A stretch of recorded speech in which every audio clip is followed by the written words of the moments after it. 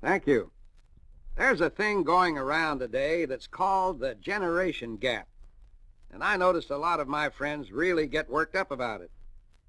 They worry themselves sick about this younger generation and all the crazy notions they've got.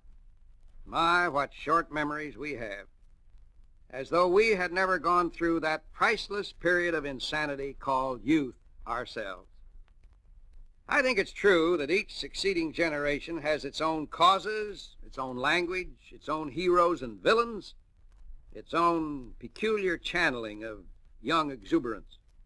Now, how many of you people with a little gray in your hair remember the days when it was considered the height of collegiate sophistication to swallow live goldfish, one after the other? I do. Today's fad, with a very small minority of our youngsters, I'm happy to say, has to do with taking drugs.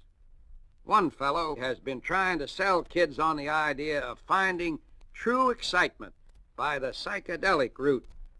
Now, that's quite an idea indeed, and he's entitled to his ideas.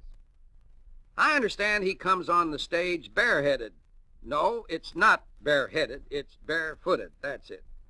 Flower pinned securely amongst his curls, if I'm not mistaken.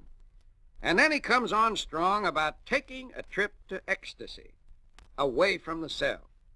Well, after this word, I'd like to tell you what I think about that trip.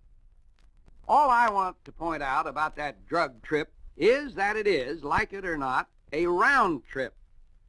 And from some of the studies I've seen, most of these kids are a little the worse for wear on their return. The world does change, and it's changing now at a dizzying speed. But the thing I'd like to bring out is that the rules, and here I'm talking about the rules of human nature, they don't change.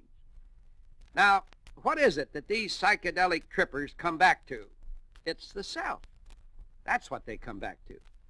And my only concern is, if they keep on escaping the self, they'll never be able to do very much with it. Pythagoras said a man wasn't free unless he commanded himself. And that kind of command doesn't come easily. It requires honesty, great effort of discipline, of genuinely desiring to come to grips with the truth. Not that this young generation doesn't have those qualities and those purposes. They do, and in full measure.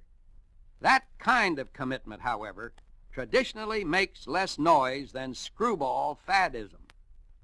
And to the extent that these youngsters are trying to sort out the truth from the phony and hypocritical legacies that we've left them, I think we can be proud and delighted to have them around.